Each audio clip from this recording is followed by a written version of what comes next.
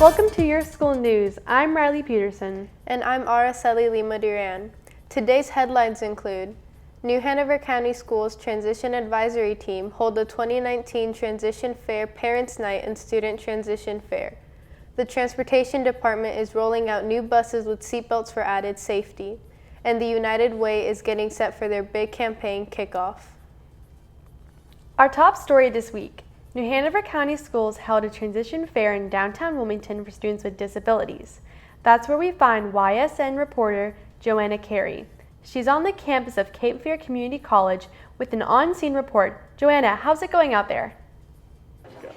Hey, thanks so much. That's right, I'm at the 9th Annual Transition Fair. Here's a little bit about what folks had to say about what's going on.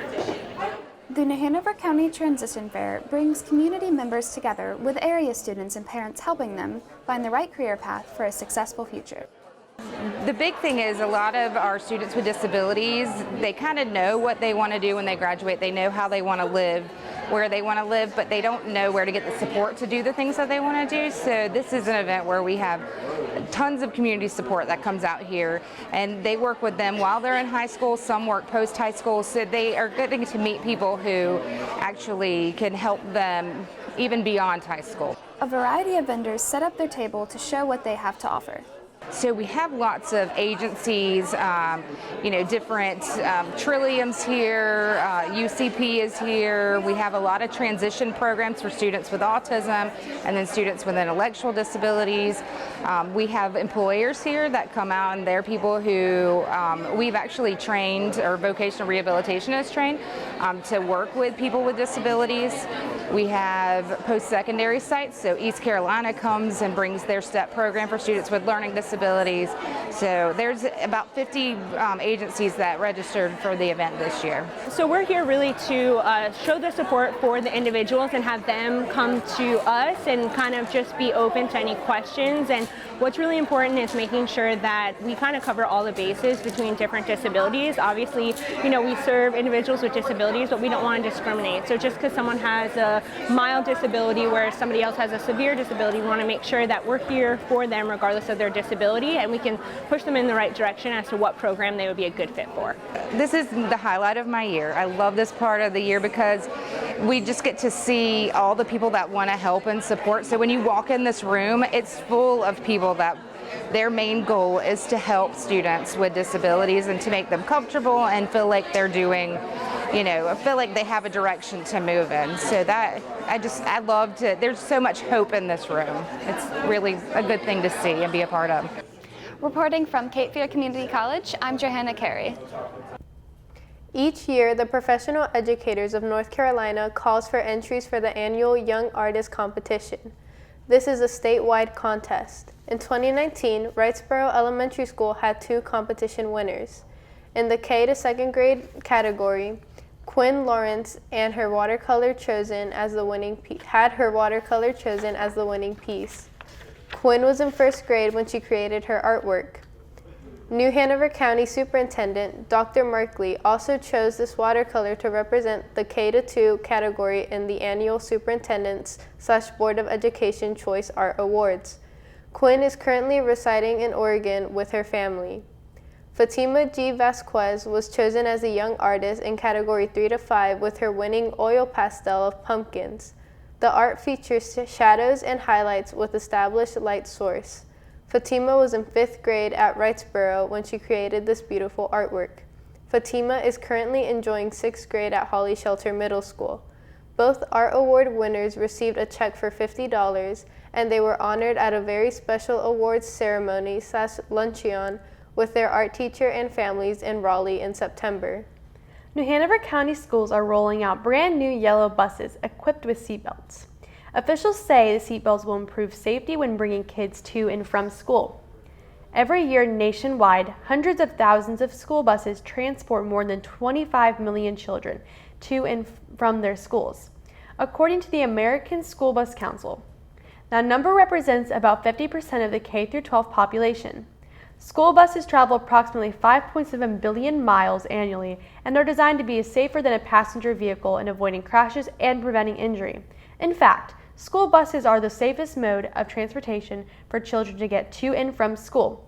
If a crash occurs, the use of seatbelts will reduce the probability of death and the severity of injuries to children correctly seatbelted and seated in the school's buses.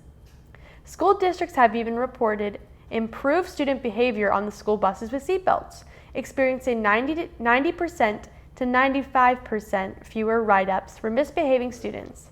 Officials we spoke with say eventually all buses will have seatbelts on board. What we're doing now is every year as we order new buses, they're all coming in with seatbelts. So as we replace buses, the state has a formula that they use, and every so many thousand miles they replace it. And all the new buses as they're getting replaced now are being replaced with seatbelt buses. I think it's probably something that's going to take us about 10 years, maybe a little bit longer, because it's done by mileage. So the more miles we put on them, the quicker we get them replaced. New Hanover County Schools will conduct the annual United Way campaign through the month of November. As you know, United Way makes a big impact on the education, health, and financial stability of members in our local community. They have been instrumental in supporting their partners in the aftermath of Hurricane Florence. If you are able, please consider making a donation this year to help lift up our community. If you are unable to contribute, please consider one of the many local volunteer opportunities. The campaign kickoff is set for October 29th at 4 p.m. in the Media Center of College Park Elementary School. That's at 5001 Oriole Drive, United Way Worldwide. United Way Worldwide, based in Alexandria, Virginia, is a nonprofit organization that works with almost 1,200 local United Way offices throughout the country in a coalition of charitable organizations to pool efforts in fundraising and support. United Way's focus is to identify and resolve pressing community issues and to make measurable changes in communities through partnerships with schools, government agencies, businesses, organized labor, financial institutions, community development corporations, voluntary and neighborhood associations, the faith community, and others. The main areas include education, income, and health. At the November 5th, 2019 Board of Education meeting, the New Hanover County Schools Calendar Committee will present a calendar for the 2020 through 2021 school year. This year, the calendar presented will look different than the ones we've seen before for the past 15 years. The committee, led by the board member Nelson Bolo and Deputy Superintendent Dr. LaShawn Smith, has proposed a calendar that allows the school year to start 2 weeks earlier in August and then prior to Memorial Day and weekend. There are multiple factors that are behind the call for a change in the district's calendar, including strong support by teachers who believe this represents a better instructional model for students to complete exams prior to winter holiday break, which would enable students to spend their break time focusing on family interests and renewal. Allows for the inclusion of an intersession for all students in January prior to the beginning of the second semester. December high school graduates will be able to start college in January. Teachers can have training days during the semester without having to use substitutes to cover classes. It provides flexibility for inclement weather makeup days. Schedule aligns with the community college and university calendars to promote and support dual enrollment, thereby reducing college debt and promoting on-time or early graduation with college credits and possible sophomore status. Students who work during the summer would be able to begin summer jobs at the end of May. Allows for families with students across several grade levels to share the same calendar. It also allows for additional flexibility to create natural breaks rather than forced breaks due to current calendar limitations.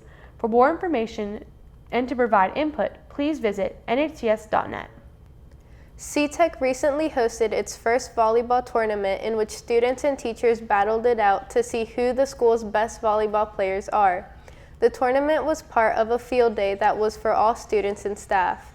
Students had the opportunity to play a wide variety of well-known sports and games such as cornhole, soccer, horseshoes, ladder ball, and crochet.